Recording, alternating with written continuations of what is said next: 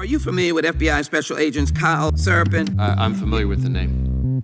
Is that yes? I'm familiar with the name. Familiar with the name. Familiar with the name. Let's bring in Kyle Seraphin. He's the FBI whistleblower who helped expose government censorship of our First Amendment rights. Now, we only have this memo because a recently suspended FBI agent called Kyle Seraphin brought it to the public, and we're grateful that he did. Kyle, thank you so much for joining us tonight.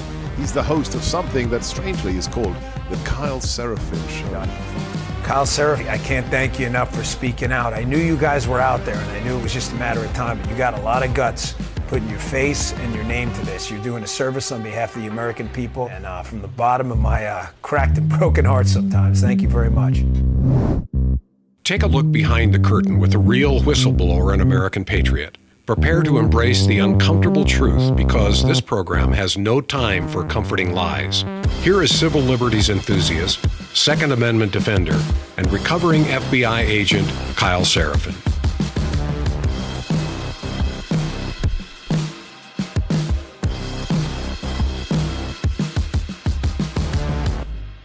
Well, hello, my friends. Welcome to the Kyle Seraphin Show for Monday. It is January the 13th, and thank you so much for joining me. I feel like it's been a wild couple days.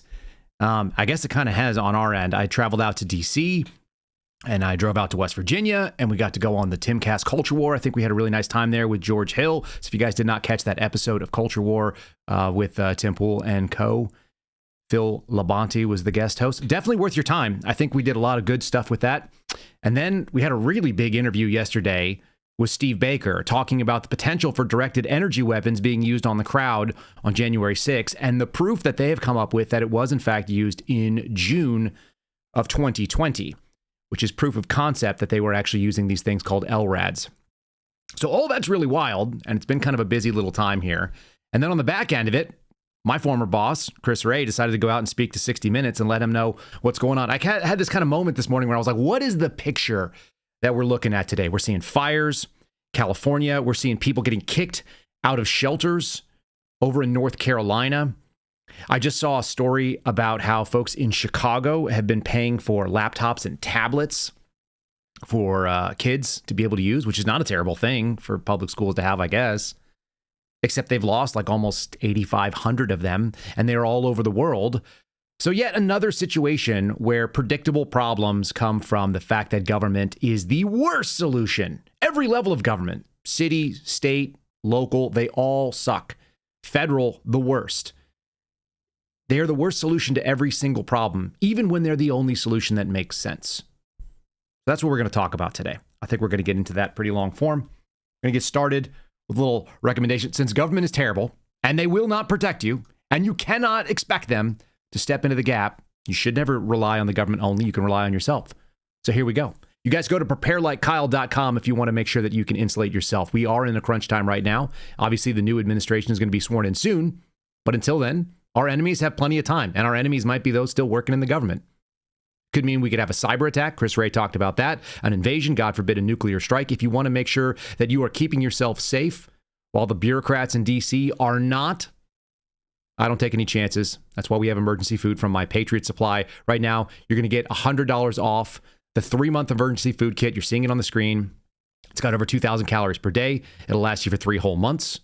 It's going to get you through a prolonged emergency, just something you guys do, hedge against inflation, hedge against the dangers. It's an insurance policy. All their food kits last for up to 25 years, so you don't have to use it right away. And they come in rugged, waterproof buckets. You can stack them and fill up a whole closet. Go to preparelikekyle.com, order your 3-month emergency food kit. We have 2 of those, one for me, one for my wife, and we'll share with the kids. I actually just eat meat most of the time, so I don't even need that much. Go to preparelikekyle.com, order your 3-month emergency food kit. If you have adults in the house, you guys make sure you have something to be able to hedge against these things. Prepare or repair. Those are your options. Let's get into the nitty gritty right now.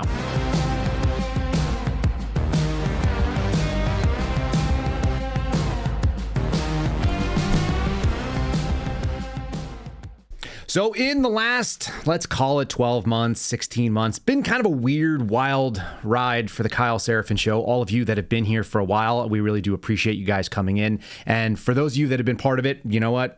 You've been here supporting us from the beginning. We've kind of traded out some loyalties. I've remained the same. I think You guys could tell me otherwise, but I'm fairly confident that the way that I approach stories and the fairness that I try to bring to them are the same.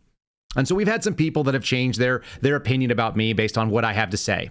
It's kind of interesting because Chris Wray, and I'm going to end with this clip from him today, he's saying that if you do things in the right way, then you're going to make some enemies on both sides of the aisle. Yeah, we've done that. We lost some support from people like Dan Bongino. They've decided that, even though we've maintained the same sort of consistency, and that includes me, it includes Steve Friend and Garrett O'Boyle and George Hill, we just say the things that we believe are accurate. And if you don't like them, I'm sorry. The experience that we have in the particular realms we do, it's specific. We've lost support from people like Julie Kelly. I actually was looking through old text messages the other day, and very amusingly enough, she was very friendly and happy to get information from us right up until the point when it conflicted with the story that she got wrong. And we've traded that loyalty from those folks, which I don't think is very fair, to pick up some other folks. Sean Ryan has been really friendly of late, and I think it's awesome. Sean Ryan is not a journalist. He just put this out on Twitter the other day, and I think it's true. Not a journalist, just a guy that's interested in the truth. That very closely aligns with what we're about here, and maybe that's why his producer and I have gotten along. So I wanted to bring this up because this story is developing, and if you guys have not seen this, it's totally worth your time as it comes out. The Sean Ryan show went to Romania, and you start thinking like, well, he's a former SEAL and a CIA contractor, which meant doing, maybe kinetic actions in areas that we were working. What the hell does this guy know about Romania? Probably not very much based on his background. But the fact of the matter is he's out there hearing that there are problems. And one of those problems, which is the theme of today's show, is that government is the worst solution, especially the bigger it gets. If you think the federal government is bad, imagine a global government or a continental government, and that is the EU. And so they've done a presentation about what has happened in Romania, which is basically the furthest things from most Americans' mind. And why do you need to deal with that? Why do you, as a human being that lives in America, that thinks that America is the only thing that matters, why should you be aware? And I think the answer is because all of these people that are in this sort of globalist regime, I don't mean to sound Alex Jonesy, and it's not a knock on Alex, but he does say that word an awful lot. And I think he just assumes a lot of context. There are some people that think that all of the world should be operating the same way. And they tend to be sort of the folks behind the transnational organized criminal organizations, the transnational massive corporations. They don't need to worry about national boundaries, and they don't really care about national sovereignty because it's not aligned with their interest. This is a commissioner, an ex-commissioner of the European Union. It's a French guy, you can imagine. Thierry Breton. I think I'm saying that correctly. If not, why not? Thierry Breton looks kind of like a woman, like an old woman, actually. But here he is saying what was done in Romania may need to be done in Germany. And what was done was the cancellation of the thing that these people always act like is so important, democracy. They canceled an election because their non-preferred candidate was ahead. And that's what Sean Ryan is talking about in this new interview. They went out and sat down and discussed it with the guy that was basically leading in the polls. They called him the TikTok candidate because he took to social media and he got the same sort of populist excitement behind him that Donald Trump got. And they're terrified of this. I have a little piece here from Politico that kind of explains who this guy was. European Commissioner for the Internal Markets, something he did since 2019. He's a chief executive officer at a French technology company. A little bit about technology coming in today. He did that for like over 11 years to administer the economy and finance and industry in France. The kind of people that pull the levers of power. And those people think that their opinion is more important than yours. And in some way, they probably are more educated about it than you. But does that mean that they get to negate your voice? That the will of the people shouldn't be done? This is really a problem that we have to kind of deal with right now. What we keep seeing is this sort of just trust us, we're the government. It reminds us of Ronald Reagan, and I'm seeing kind of a nice parallel between a Ronald Reagan, who was a California governor before he was the president of this country, and Gavin Newsom, who is a scumbag and is shockingly not catching on fire despite all the hairspray and gel in his the product that's in his hair as he walks around these wildfires. So we're going to kind of make the argument to you. Government continues to be the worst solution all the time.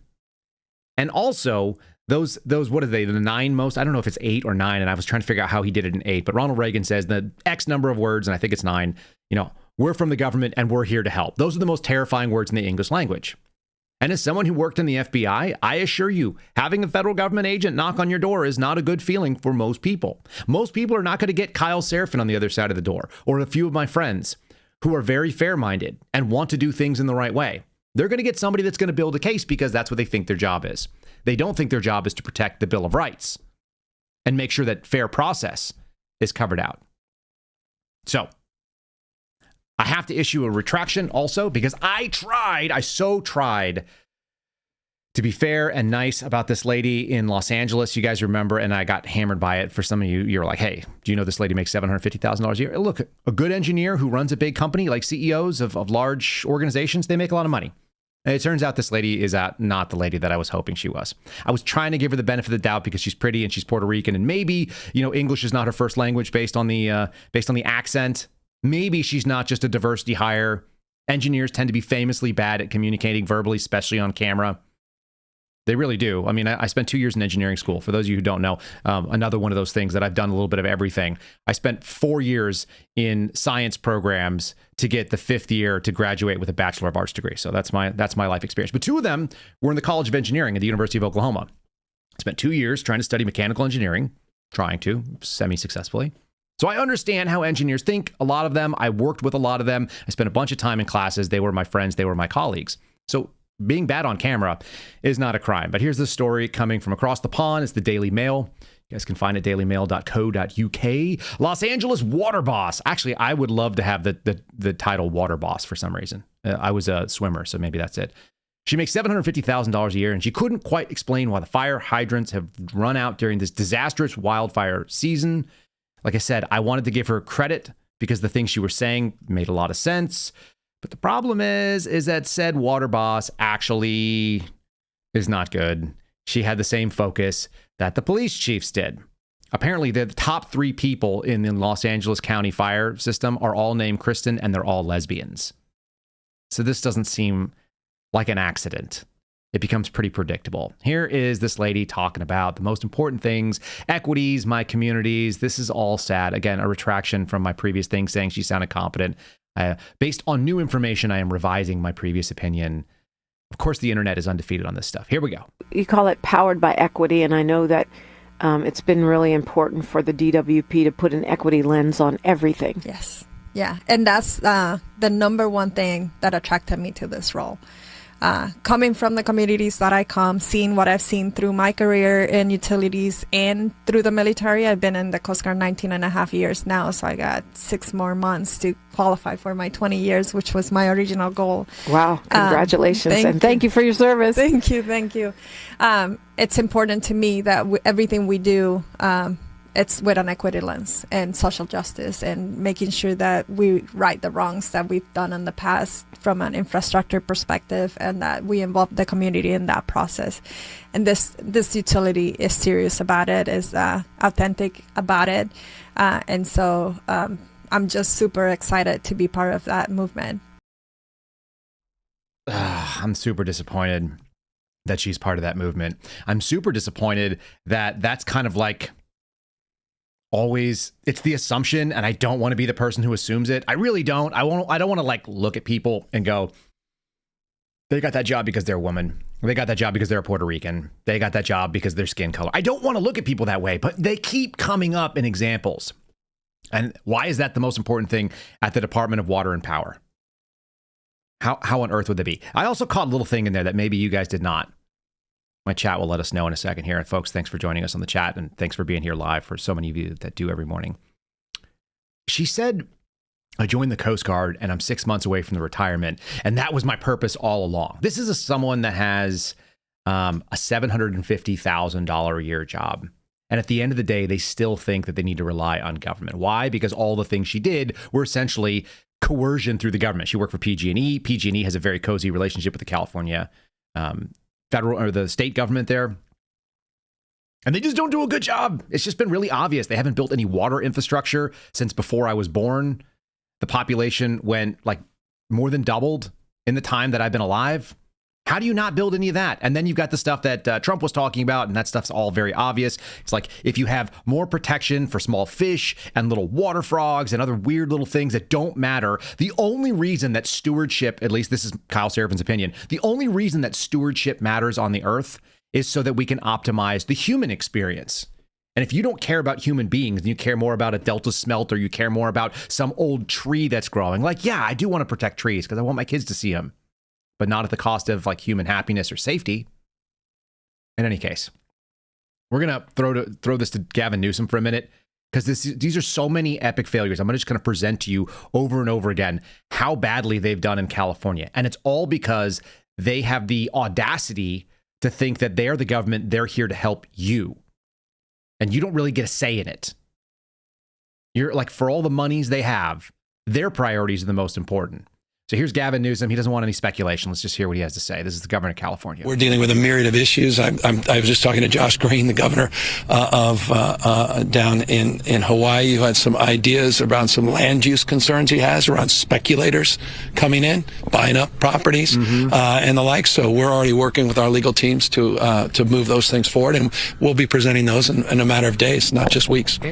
Okay, so the thing is still on fire, and what he's worried about, he claims, is that land speculators are going to come in and take advantage of people who lost everything. I mean, that might be kind of nice, but why is that the role of the state? Why do they need to go do that? If some people go, you know what? I didn't have any insurance. My land is basically worthless right now. I have nowhere to live, and I want to cash it out. Can we not just get out of the way of people who want to make their own decisions? Shouldn't that be the way that it works? Isn't that sort of the free market economy of the United States? People are always rising and falling. Misfortunes befall people, and then some people are able to step in and solve it. This is the real problem I had in 2008.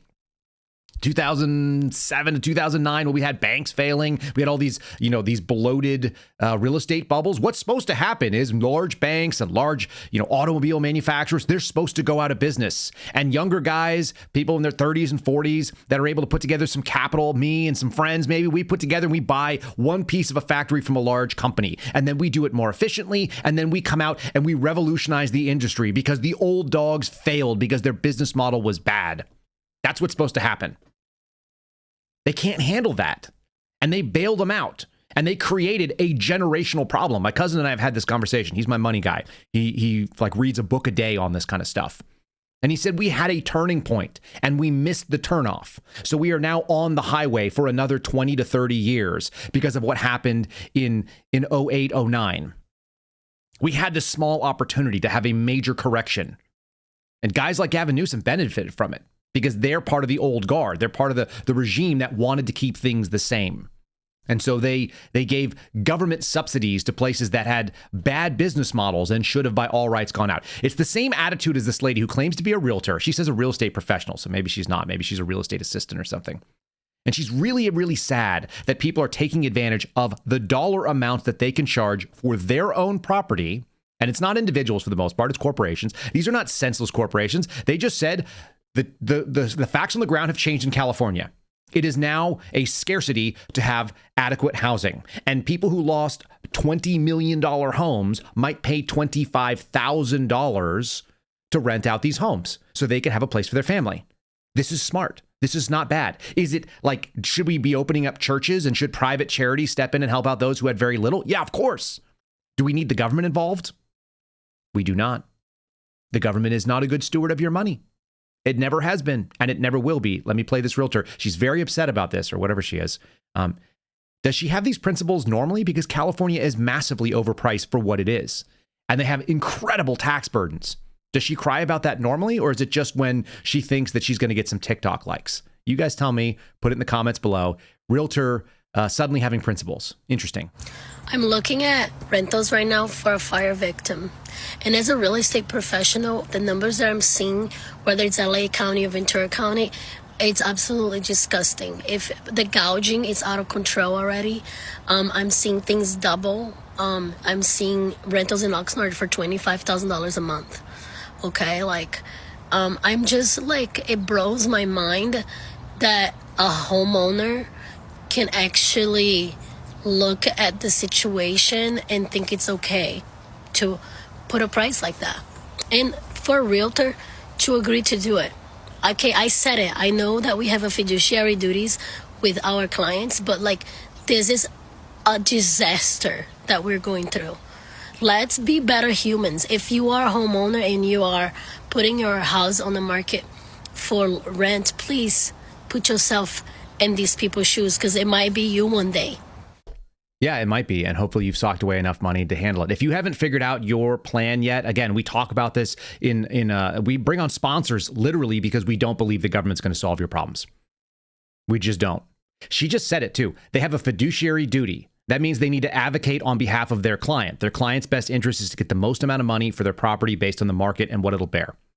And if somebody will pay $25,000, by the way, that's probably what some of these people were paying in their mortgage bills if they had a mortgage on a $20 million house. Have you ever looked at what that would look like? $25K a month? Yeah, that's probably what they were into. So what? Why should anybody come in and stop that artificially? And again, this is the same kind of person that's profiting off a real estate industry in California that's massively overpriced. It is what it is, though. The market will bear it. So that's why a lot of us don't live there, even though it's beautiful. It's a beautiful place, California. It has atrocious policies. You know, like not putting water preservation and not clearing out underbrush and just saying this is just what happens. Like, the fire hydrants, they just run out. We had plenty of water. It's not a problem. By the way, I'm going to show you back to back. He's talking about how the water ran out, but also Donald Trump could come see and all the reservoirs are filled. Well, which one is it, Gavin? Maybe it is an overwhelming argument to not trust the state. The state being at any government at any level. What is the situation with the water? Obviously, in Palisades, ran out last night in the hydrants. I was talking to the firefighter in this block. They left because there was no water in the hydrant here. The local folks are trying to figure that out. I mean, just when you have a system that's not dissimilar to what we've seen in other extraordinarily large-scale fires, whether it be pipe, electricity, or whether it just be the complete overwhelm of the system. I mean, those hydrants are typical for 2 or 3 fires, maybe 1 fire. You have something at this scale, but again, that's going to be determined by the local.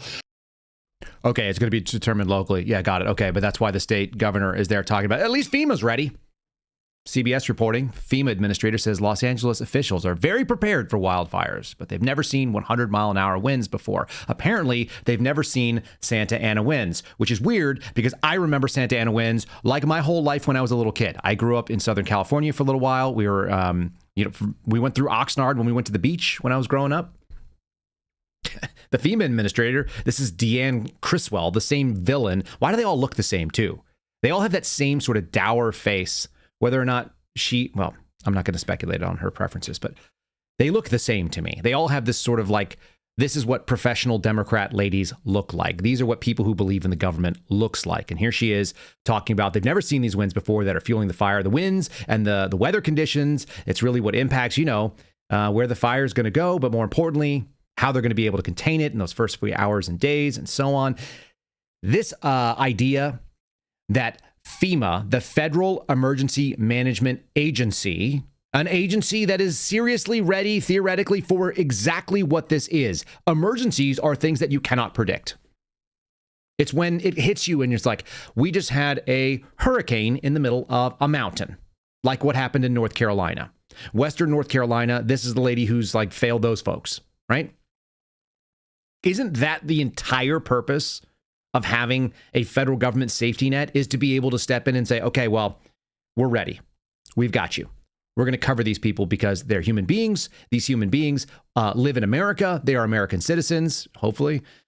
We're going to take care of them. No, that's not what they do. Not at all. They make arguments otherwise. In fact, I'm kind of going out of order here. This is the real priority. It's the priority of California. It's the priority of the federal government. It's actually shocking. This came out, I think, on January 10th or January 11th. So this is within the last few days. It was like a Thursday or a Friday news drop that this just went into effect in the state of California. Fox Business covering, they're going to add $2.6 billion in more deficits in California to cover healthcare costs for people who have illegally entered our country. The government is the worst solution to every problem, including when it's the only one. Listen to this lady, this reporter who actually looks shockingly like a younger version of the water boss that we covered earlier, except she speaks English fluently. Here we go. But the thing is, for sanctuary cities and states, they complain about the cost, but they continue to add services. I want to show you California. As of yesterday, California has added a health care benefit for migrants. They are now going to extend free health care to migrants between the ages of 26 and 49. That's going to cover 700,000 additional people and cost the state $2.6 billion each year. Now, that's added onto that's added onto California's deficit, which is already $68 billion. $68 billion in the hole per year. We're going to add another $2.6 billion. Just pile it on. Why not? And you will go, well, at least they must have the resources to get the things done. We're seeing that they didn't. This is the fire chief, the lesbian fire chief, Kristen Crowley, who's very important that she's a lesbian. It's important. It's so important. It's filling up her bio page that she's the #1 lesbian in the history of the fire department. She said it, not me. Here she is talking to Jake Tapper, explaining that, we didn't actually have the resources. Didn't you, though? We're going to hit that in 1 second, too. Let me be clear. The $17 million budget cut and the elimination of our civilian positions like our mechanics did and has and will continue to severely impact our ability to repair our apparatus. So with that, we have over 100 fire apparatus out of service. And having these apparatus in the proper amount of mechanics would have helped. And so it did absolutely negatively impact. I want to also be clear that I have, over the last 3 years, been clear that the fire department needs help. We can no longer sustain where we are. We do not have enough firefighters. With that, I have also requested multiple budgets, interim budgets, to show how understaffed, under-resourced, and underfunded the LEFD is. Okay, fine. We'll take it at your word. And in fact, here she did. This is December 4th of 2024. They wrote it up there and said Los Angeles Fire Department service impacts on operation. They dropped the budget by $7 million reduction there. And I guess it was another 10 previously. So she's talking about they had a $17 million shortfall. And they were unable to maintain their equipment. They had to let people go and they were unable to do certain things. Okay, fair enough. Fair play. You get credit. You also get credit for this. How many of us lived through 2020 and 2021? How many of us remember that there were all these problems with this thing that they were trying to shove into your veins? There was a shot, wasn't there? Huh. Do you think that could have something to do with the fact that you are short some people? You had 100 fire apparatus out of functionality. Who would have crewed those? Maybe you don't even have the crew. As she said, they had a personnel shortfall. Why are they having personnel shortfalls? Maybe it has something to do with this. Here's a little clip that we can all remember coming from 2021. 113 LA City firefighters have been suspended without pay for defying the city's vaccine mandate. In November, firefighters who had not submitted their vaccination status or requested an exemption were informed they would face suspension and termination. The policy requires city employees to be vaccinated by December 18th. The fire department says firefighters who continue to resist the mandate will be entered into the process of termination. Right. Yeah. Got it. Okay. So they had to get rid of their people and then they had to get rid of them and then they didn't have them. And then when they had a big fire, totally unpredictable, except it was predictable. And is the fire chief blameless? Doesn't think so. Did you bring all those people back?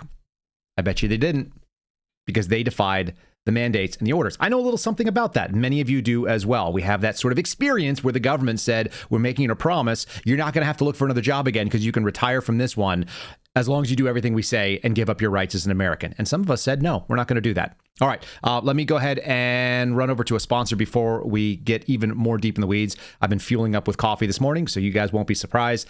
Today, we're going to be talking about Blackout Coffee, a coffee company that is shaking up the coffee world. Not a typical run-of-the-mill corporate brew. It's not a corporate giant that doesn't share your values. They are bold, unapologetic, and truly America first. And this month, the month of January, Blackout Coffee is making it easier than ever to get yourself an amazing cup of coffee, a cup of cocoa, tea. We drink all those things in this house because I've got little kids and a wife that likes tea. And that's right, Blackout Coffee is running sales all month long with the promo code KYLE. Whether it's a bag of premium roasted coffee, delicious hot cocoa, a box of specialty teas, you can buy something for yourself. You can put it on your work desk and you'll always be ready to go and properly caffeinated up. Don't forget about the gear. They got mugs, they got t-shirts. They are designed to make a statement. You guys can wear those proudly with a solid logo that lets people know that you are amped up and it looks as good as it tastes. So don't wait. Head over to blackoutcoffee.com/Kyle. Again, it's blackoutcoffee.com/Kyle right now. Get yourself stocked up for 2025 so you are not running out of energy at the most important moments. It's pretty much what fuels me most of the time. It's actually the worst part of travel is I don't have my coffee. I don't have my coffee. blackoutcoffee.com/Kyle. Get yourself hooked up over there. It's like 20% off, I believe, for most. At least it was the last time I checked, which was a couple days ago. So check them out by all means. All right, folks, should we get deeper into it? Looks like the chat is rocking. There's plenty of you guys who are already rocked up on the Blackout Coffee. Okay, so here's the deal. The media is running coverage. And when I mean coverage, I mean they are backing that the government did the right thing. We used to have media organizations, and right now it's basically, if you're trying to get smaller government stuff, sometimes Fox does an okay job of it. Independent media, like guys like Sean Ryan, doing a good job. But the main media, this is ABC. Los Angeles Fire Department sustained budget cuts, so they acknowledged that. But they saw an overall increase. Thousands of firefighters are now battling a sprawling wildfires across Los Angeles. Oh, so I guess everything's fine. Look, they have the water. They have the water. They're going to put these meet the press things out. These are going to be the NBC and the MSNBC. I've got some really fun stuff to talk about. We can look at them running cover for it right away. It's not Gavin Newsom's fault. We love Gavin Newsom. We want him to run for president, I guess. And they've got great access to him because he loves to talk to the press. Here he is explaining, I don't respect Donald Trump, but I respect the office of the president. So come on over, Mr. Trump, and come check it out. We got plenty of water. Yeah, then fight your fires. Fight your fires and stop asking for text messages that you're going to get 100% reimbursement while we still haven't taken care of the people in North Carolina. I called for him to come out, take a look for himself. We want to do it in the spirit of an open hand, not a closed fist. He's the president-elect. I respect the office. We have a president of the United States that within 36 hours provided a major disaster declaration over a text. We had support from the president of the United States, Joe Biden, with 100% reimbursement, all the resources you could hope for or imagine, constant communication. I'd like to extend that to the president-elect. I don't know what he's referring to when he talks about the Delta smelt and reservoirs. The reservoirs are completely full. The state reservoirs here in Southern California, that mis and disinformation, I don't think advantages or aids any of us. Responding to Donald Trump's insults, we would spend another month. I'm very familiar with them. Yeah, very familiar with it. Here it is, CNN saying California Democrats getting an early taste of the clashes with Trump as the wildfires rage on. So it's all about Republicans pounce, which you guys hear from other people talking about it. Another great example. This was the front page article for CNN, which is where I start my day. Trump is very, very mean. Did Trump do any of the bad things? Did Trump set this thing up? Did Trump, did he ruin California? He doesn't live in California. I don't think he has a lot to do with California politics. It's kind of interesting because all of this stuff was predictable. There's this idea that we're talking about an emergency. It's an emergency. And if it's an emergency, that means it's totally unpredictable, doesn't it? It means that you couldn't see it coming and it caught you off guard. You didn't prepare for it. And yet, this little piece from PBD podcast talking about State Farm Insurance kind of gives me an indication that we are talking about something that was not just predictable, it was actually foreseen by the actuaries who do policies when it comes to deciding whether or not they are going to have too much extension of liability when they do fire insurance on houses. These numbers are pretty staggering. If you're going to cancel 69% of all of your policies in an area, that means you're not collecting money from folks in that space. It means that you think it's going to be a net loss. You can't blame them. Again, this is the same thing as people charging $25,000 for a month of rental. You don't blame the insurance company for canceling people when they are no longer in a position to make money. That's the entire purpose of the insurance business. And do I think that some people should probably self-insure? Yeah, they probably should. It's better off to be in that space if you don't actually require it.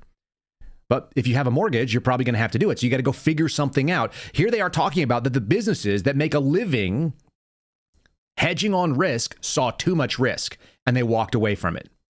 Does it mean that you're excited about your insurance company? No. Do I like insurance companies? Not really. I don't like a lot of big things. I like closer to home. I like small businesses. But it does give you an idea that they were looking into the future, and they saw this too. How did Gavin Newsom not? State Farm non-renewed 69% of the policies it had in Pacific Palisades. Data point this morning confirmed. State Farm said last year, we're non-renewing 69% of the homes we insure currently today in Palisades. Why? Long-term brush risk and poor management of the common area. You can't blame them. No, I'm not blaming them. I know you're not, but what I'm saying is you cannot blame. The business has to make profits, and when the regulators make their life a living hell and make them look bad, what do you want us to do? Take a loss? And it's not just regulators, it's terrible management of the space. And why are those happening? Because you've got federal government regulations saying you have to protect certain animals, you have to protect certain plant life, you cannot do this or that, and that's bad fire science. So you're going to get predictably, eventually, a massive fire, which we talked about last week, that's going to run from wherever it starts all the way to the coastlines. And that's what they've seen. And it's truly unfortunate for the people that are caught in it, but they're paying for it. They're paying for the worst form of government. Now, just remember, you cannot talk about the politics in the middle of this emergency. These are the rules. You cannot talk about it. So saith Maxine Waters, my favorite lady, who wants you to run Donald Trump supporters and Donald Trump administrators off of restaurants and gasoline stations, which nobody says gasoline stations, except if you're like 10,000 years old and one of the most corrupt members of Congress. Here she is saying it. And interestingly enough, you got Chris Cuomo, who's kind of decided that he's going to push back and say, no. You don't get to talk like this. You just don't want to talk about it because it makes you look bad. And he's right. Instead of this business about Democrats or Republicans, get the information up on the screens. Where can you go in Altadena? Where can you go in Pasadena? Where can you go in Malibu? Where can you go in the Palisades? Where can you go in San Fernando Valley? They don't know. They're looking for help, and that's what we should be dedicated to. I agree. And you too. We are doing it. We will continue to do it. I think you are right. However, it can also be seen that you don't want to talk about the politics because it's on your party, because the mayor and the governor are Democrats who arguably should have had the people in Altadena better prepared for this. They should have the resources more available so they don't need me to put them up because the state has been doing the work. And that if they've been preparing the situations for wildfires like they were made aware of, instead of cutting deals with PG&E and insurance companies, they would have prepared the state. That's it. Either the job of the government is to go in there and keep private industry in check, which it's supposed to do in theory, and yet doesn't because it cozies on up, or it doesn't. Got to give Chris Cuomo credit where it's due. He's also like a scumbag when it comes to talking about COVID stuff. Pretty funny. How old is that wig that she's wearing, by the way? I don't even want to put it back on the screen, but it looks like a dead animal that she's just sort of like nested on her head. And it sort of rotates. If you ever watch her media hits, like the front of it is not always the same front. It kind of oscillates between like a 20-degree radius where like the same lock of hair like will start on one side of her head and it ends up on the other side, depending on which time you watch her. Anyway, I'm not a big fan of Maxine Waters. She doesn't want to have this conversation. What they can't admit is that government is terrible. And it's all about like these sort of stupid, ridiculous positions that they try to hold, and you can't stay in a like a rational frame of mind and have these arguments. I've got a really fun example of this. This goes back about 10 years. It goes actually 12 years almost. This is when Gavin Newsom was the lieutenant governor. Yeah, he's been involved in politics in California a long time. He was the mayor of San Francisco when I lived there briefly after college. He's always been terrible. He's a smarmy, schmoozy, oily kind of politician. Listen to Adam Carolla, who's like one of my, like I said it the last time, I love listening to Adam Carolla. I think the reason I like Adam Carolla so much is because even though he doesn't work in the trades anymore, he came from a blue collar, no collar, working class understanding before he was famous, he was swinging a hammer and he was a carpenter. And he was building houses, busting his ass, and then pursued his dream. Adam Carolla is like the American dream version of like what happens if you do everything really hard and you're like, I'm going to burn 18 or 20 hours a day so that I can be successful. And now he is. And when you get a chance to just skewer a politician the way that he does here, this is hilarious. They're talking about check cashing. They're talking about predatory businesses that take money from people. And Adam gets to the root cause. He's like, hey, why are you guys so bigoted? He's not saying it, but this is that soft bigotry of low expectations. This is the problem when you are basically a racist and you see everyone else as your piggy bank. And what we're going to do is we're going to pit races against each other and we're going to act like we have a solution when in fact there is no solution, because the solution is human beings have to be personally responsible. This is the solution to all of this stuff, by the way, and the government has no business getting involved in it. And he just asks him question after question, which Newsom will not answer. It's the same Newsom from 12 years ago that he is today. So enjoy this little clip of Adam Carolla just hammering him. It's so fun to watch it. I've heard this, and I listened to him do this stuff with Dr. Drew. They always go back to these debates when he would have this guy on. Newsom gets owned, and he still gets elected because people in California, at least the ones that are on the blue side, they outnumber the red voters, and they want this. That's the only answer. They want to be lied to like this, and they want to be pandered to. So, it's a shame because it is a beautiful place. Here's a lieutenant governor in March of 2013. Half of African Americans in the state of California, roughly half of Latino families, have no access to a checking account or an ATM. Things we take for granted. They don't have a checking account. What's wrong with them? And well, because they don't have the resources to sock those things away. Well, why do we have them? A lot of different reasons, but roughly half those families don't. Where do they why end do up? Armenians have them? But where they end up is in check cashing places. But I want to know why those groups. Why advantage. those two groups don't have access? Well, a lot of.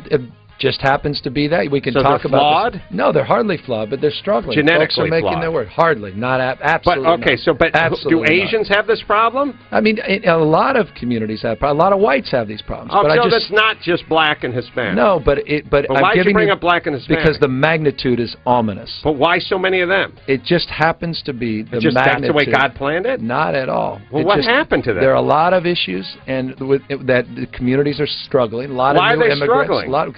A lot of different reasons. Lack Hispanics of opportunity. Have been here. Blacks have been here longer than we've been here. Well, we can surmise. What all about that. Asians? They were put in internment camps. Yeah, in fact, it all initiated out of San Francisco. All right. The Chinese Exclusion Act came so out of progressive San Francisco. Are they the check cashing places? A lot of Asians certainly do. Oh, so why don't you conclude them? The only reason why is the magnitude. There's of the problem. So many more. The magnitude in percentage. But there's no way to figure out how that happened. I mean, how did it happen? It's brutal. It's brutal that this guy is able to answer so smoothly too. Do you realize how fast and how hard it is to do a live interview where someone's just peppering you and hammering and just chipping away at the stupidity that you're slinging, and you just sling more of it? He's so steeped in this stuff. There's no honesty there, none whatsoever. I'm going to get into more of the of that kind of piece because I do actually want to talk about, again, government. It is the here's a virtue, and by the way, we're not going to live by it. It's constant. It's nonstop, and they're terrible stewards of the money. So we just have to pander and say lying things. Here's another terrible use of our tax dollars. I stacked a couple of headlines here. I found these to be sort of related, and they're not necessarily on their face. CBS covering. They called it local news, by the way. What? I don't know how this is local news. This is national news. Okay. What happened with Trump's hush money sentencing? A timeline of his trial from inside the court. Okay. What happened? What happened is he was given, I got to find the right words for it because I know I looked at this the other day and I was like, oh, he was basically given no penalty. Okay. They recommended a sentence of what's called unconditional discharge, which means he was found guilty and the punishment is nothing. How interesting is that? He was found guilty and the punishment was nothing because this was always crap. And whether this was negotiated in the back end or whether this guy just realized that it was going to destroy everything that they were trying to do, this house of cards is predicated on the people actually accepting that something fair is going on. That's the only deal that we have with our judicial system. Somebody breaks the law, we see it, and then theoretically, most of the time, the person who actually broke the law and broke a real law is supposed to pay for it, and then people go, okay, got it. And then I see this other little article here. And this one is Donald Trump, the incredible privilege of convicted felon Donald Trump. This is by the loony lefties over at MSNBC. This is someone who I haven't read before called Charles F. Coleman. It's an opinion piece talking about the incredible privilege of being able to be convicted, be a convicted felon, but then not having to have any judgment against you. And therefore, you're able to just, there was a huge penalty to Donald Trump. Millions of dollars in legal fees. And almost like they tried to rob him of his fair shot in the presidential election. All of these things stacked up to have real consequences. So the incredible privilege of Donald Trump is that he got to see a weaponized government that was looking for outcomes and not honesty, that they went after a guy, and then he just got nothing when they finally got what they want because they realized the jig would be up. The jig is up when you do this. And that's why Special Counsel Jack Smith resigned. I stacked a couple of these things together as MSNBC also reported. Why did he resign? If he had the courage of his convictions. None of these things are honest. It's a totally dishonest, and it's a dishonest marriage between media and government because they are supposed to be adversarial. I come from a media family in so much as my father spent time in that space. And the thing that used to happen is reporters used to make their bones on exposing government corruption. And now they make their bones on being like sycophants to government and suckling up so that they can get the story, which is in fact the government's story. It's the opposite of what you'd expect people who are supposed to be talking about truth to power. Remember, democracy dies in darkness. That was ridiculous when they added that to the Washington Post, and it happened under Trump. He broke so many of their minds. This is another great example of it. I'm just going to show it on the screen here. This is also MSNBC. The reason why is because, like I said, I see a thread through some of these things that they're just hilarious at the same time because I read all the news at once. Suddenly, Donald Trump doesn't want to talk so much about the economy. If Trump doesn't want to talk about the economy, Democrats should fill the vacuum and talk about it. Okay, that's the story. It's coming from their MSNBC opinion editor, James Downey. He's not talking about inflation and so on. That was a big thing that was talked about in the middle of the campaign. Why? Because there's other things to be talking about. Okay, right in the same breath that this is happening, I'm going to show you the next headlines that exist both on CBS and they're over on CNN and even on their own website. Whenever you see the blue, you know it's going to be MSNBC. Here it is. Medical debt should not be on credit reports, and Biden is banning them. And this is a good thing. We talked about this the other day. If a company, just like the insurance companies out there, if a company is going to try to lend money in order to make a profit, they're going to try to determine whether or not you are credit worthy. And if you take it off the credit report, they're going to find another way to find that data. Because if you don't pay your bills, then they're not incentivized to give you money.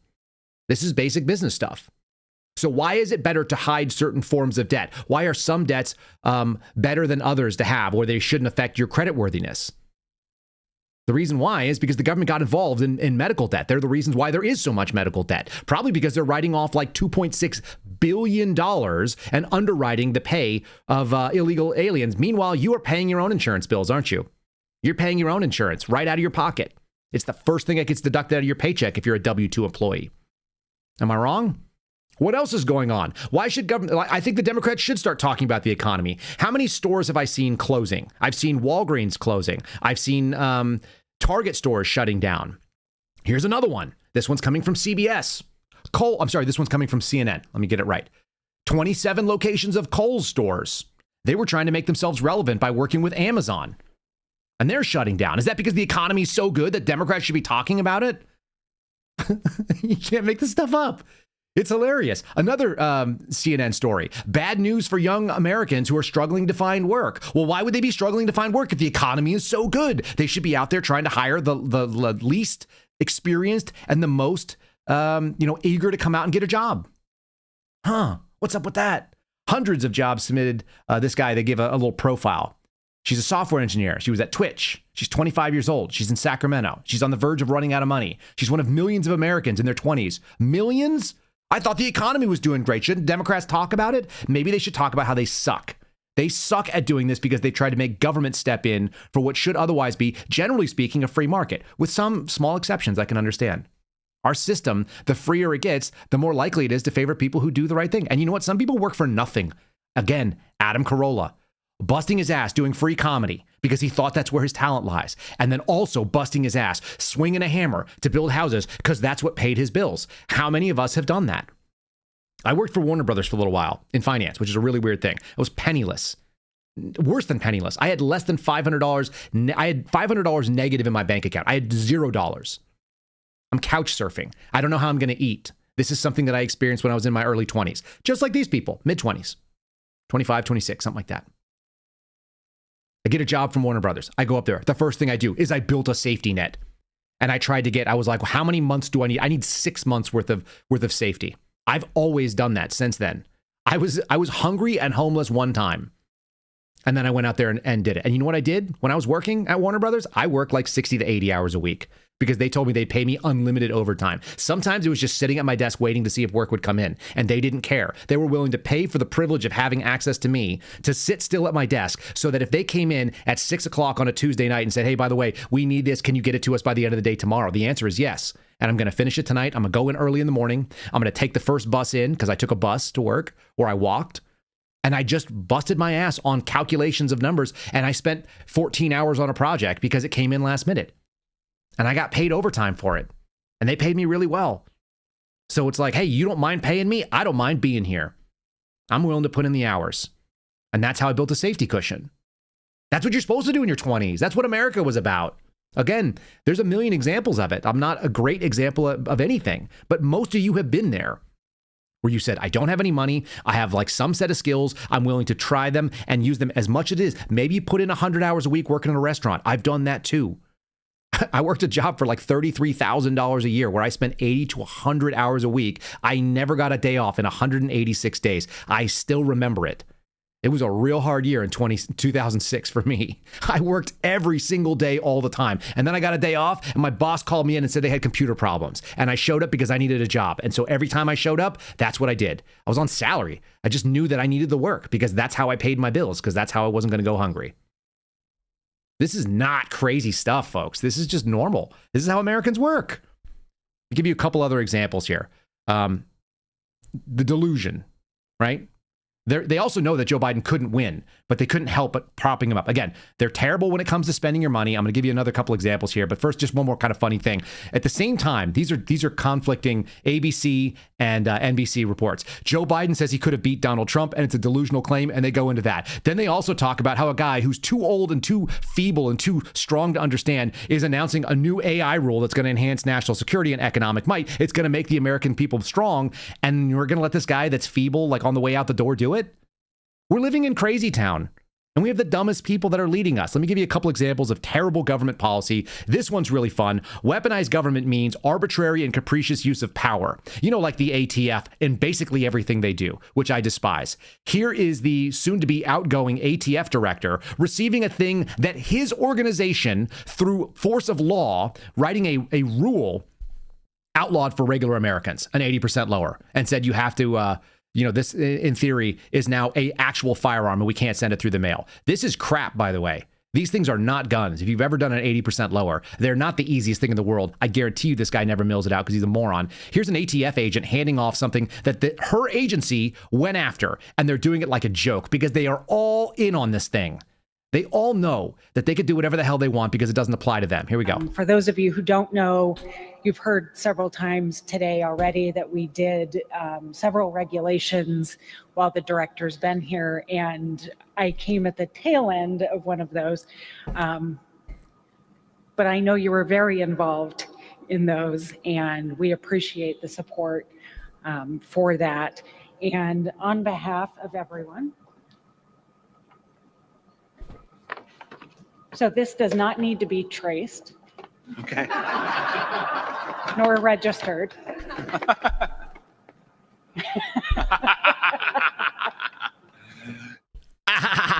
We laugh at you.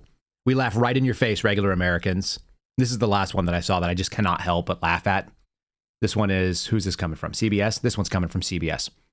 Biden says he was the steady hand that the world needed after Donald Trump. I just put a picture there of Gaza, just because why not? How many wars broke out under his steady hand there? Again, it's a joke. It's the George Carlin. It's one big club and you're not in it. And there you have it. Okay. More examples of terrible things. This is the one that actually set me off this morning. This is why I actually came out here and said we're from the government and we're here to help. What they mean is we're going to steal all your money. We're going to destroy what you have worked as much as you can on while you're paying your property taxes. This is Chicago PD. Okay, we've talked about state. I've talked about federal a lot. There's no examples there that we need. How about local? Local government's terrible too, especially when they're Democrat governments. Here's Chicago. The public school system lost like $800,000 worth of equipment. And they didn't even care. Because they don't care about your money. This is the Milton Friedman principle we talked about the other day. This is other people spending other people's money on other people. It's the least efficient way, and they don't care what happens. Here's just a great story from a local CBS affiliate. Dollars down the drain at CPS in the midst of a budget crisis. This brand new report revealing tens of thousands of laptops, iPads, and cell phone hotspots were lost or stolen in the 2023-2024 school year. And thousands of those devices, bought and paid for with your tax dollars, ending up in other countries. More than 8,000 devices detected outside of Illinois. A majority overseas in 140 countries like Azerbaijan, Barbados, China, Ethiopia, Jordan, and Nicaragua. This report finding CPS's inventory process lacks accountability, recommending the district resolve asset management issues. Since it's paying for geo-tracking services it, quote, barely used. The comedy there. They are paying for geo-tracking, which is how these organizations were able to realize that they are in foreign nations. How did a bunch of tablets get sent to foreign nations that were paid for with tax dollars? It's pretty straightforward. They were stolen by the people that work there. There was not an accountability process. And as you just heard, they didn't care enough to do anything about it because they had the ability to actually track them. They probably could have got them before they left if they actually had like a geofence that they were supposed to stay in the local area. They left the state and they left the country. Cool. We talked about the ATF a second ago, so let me just plug this for my friends over at Shield Arms. Guys, if you have not decided to do something about your everyday concealed carry, especially if you're someone who carries a Glock like I do, I don't love Glocks, but I do like having 15 plus 1 rounds in a tiny micro Glock. I carry a 43X MOS. If you guys want to carry one, you can get magazines from Shield Arms, and you'll be able to increase the capacity and really make it a pretty formidable weapon system. Steve Friend just sent me his target, by the way. I have his Glock 48, and he crushed the 9-ring at all distances for his PI test, so good on him. If you guys want to do it, shieldarms.com, promo code KYLE. I had George Hill reach out to me the other day and ask me, hey, where can I get like a shotgun chest rig? It turns out Shield Arms makes chest rigs and soft products. They make a really good sling called the Mountain Partisan, which I have maybe 4 of those right now. Check out Shield Arms if you guys are looking for soft goods, which is going to be like slings and fanny packs and stuff like that. If you're looking for hard goods like your magazines, they even actually sell full weapon systems. And we're about to get, I don't want to tease it too much, but I'm about to get a prototype weapon maybe today, maybe tomorrow. We've got a 6 ARC coming in that looks awesome. And it's shooting like 1/3 MOA at 110 yards with factory ammo. Promo code KYLE if you guys want to check it out. We're going to get some range time with this thing. They are a really cool company, and they are Americans that care about Americans having firearms. So if you guys want to do that, they're the opposite of the ATF. Their motto is we make things that government wants to ban. So support them if you would. Check them out. Use our promo code. That's all that. Okay, let's get into the final, like the nuts and bolts. I will do more on Chris Wray, probably tomorrow too, because there's a lot more to it. But let's just do a tease. I threw him on he's like the face of people that I dislike in the government, so that's why he's the thumbnail for the day. FBI Director Chris Wray on why he's resigning and the threats facing America. Really, dude? Why are you resigning? Because you don't want to get fired. It's not even a question. This is CBS reporting it. He went out and did a 60 Minutes interview. I got a couple of clips previously. I'm probably not going to play them all today, so we'll do some more later on. Did someone just ask me how the Glock compares to the SIG? It has a different grip angle. And it shoots more reliably, probably. I have SIGs too, just saying. All right, Chris Wray, his only broadcast exit interview. He's doing an exit interview with a friendly, and he's set with my absolute favorite, Scott Pelley. So let's just play why he's leaving and why we know he's full of crap. We know he's full of crap because he's Chris Wray. Here it is in his own words, and also the immortal words of Scott Pelley, who just is a very serious journalist at 60 Minutes. But Trump soured on Wray after the FBI investigated the alleged plot to overthrow the 2020 election. Our job as investigators at the FBI is to follow the facts wherever they lead, no matter who likes it. And I add that last part because one of the things that I've seen over my 7.5 years as FBI director is that people often claim to be very interested in independence and objectivity until independence and objectivity lead to an outcome they don't like. You know, truth is truth, not necessarily what either side wants it to be.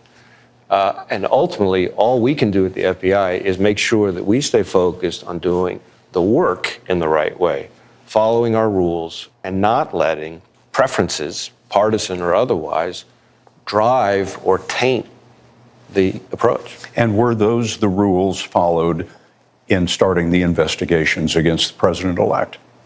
We tried very hard to make sure that we've stayed faithful to those principles and those rules in every investigation that I can think of that's been occurring on my watch. Okay. Everything he said was correct until the last thing. Did you notice that? I'll throw it up on Rumble. Throw it up on Locals, rather. So if you guys want to follow us over on Locals, it's very easy to do. You guys can go to rumble.com/Kyle. That's the normal channel. You'll see we have our Steve Baker interview. You can follow me on X at Kyle Seraphin. There's a funny little post there because the number one or one of the top results for Chris Wray, if you go video, is actually coming from me talking on Timcast. You can follow us on Spotify and whatever else, and you can always like and share, and you can make all the comments. But I'll tell you, our Locals channel, KyleSeraphin.com, that's our Locals community. That's where I put up a lot of these things after the fact. This dude did it. He said everything true, and I agreed with everything he said. I just don't agree that they did it, and neither do you. He lied at the end, and you know how I know he lied? Because he didn't answer yes or no. Did you carry out all the investigations according to those principles?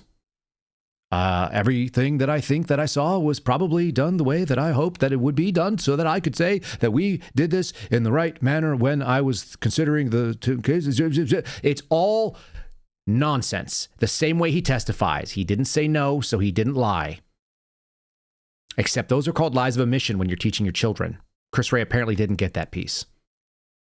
How funny that you can agree with everything he said and all the principles and just know that he didn't. It's the same problem I had with James O'Keefe, by the way. I had this directly with him. I had a phone call with James where he said, don't you think it's important that the CEO of a company should have, because he was, if you guys don't know, James O'Keefe offered me a job. Actually, his donor offered to pay for a job, and James said, let me hire him and you can pay through me. That was the deal. And when James reached out to me 45 days later, because they hadn't hired me and my family with my pregnant wife were still stuck in my parents' house with no income, he said, don't you think a CEO should have something to do with the hiring of this very important position? And I said, yeah, I do, actually, James, but you don't.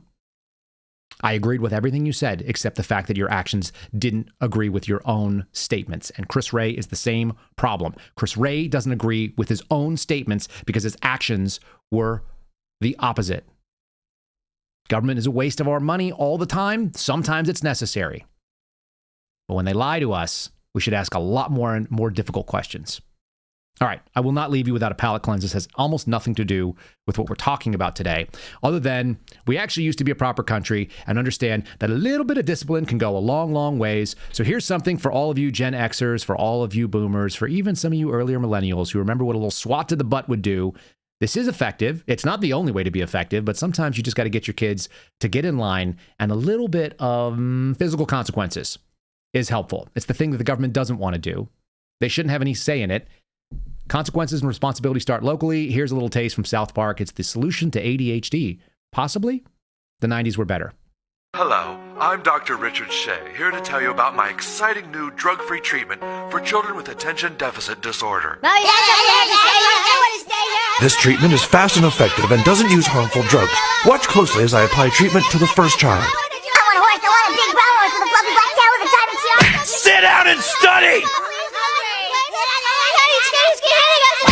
Sit down and study!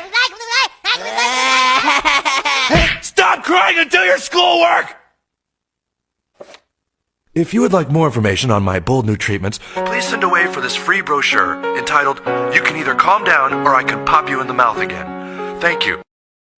Listen, you can either calm down or get popped in the mouth again. This seems very, very effective. Is it always the right answer? No. But remember, 2 out of the 3 only needed to be hit. The third one actually got it right away. Didn't even need to be told. Most of us experienced that as well. I only needed to see one brother smacked. Actually, I was usually the brother getting smacked. The other ones realized, nah, this is not for me.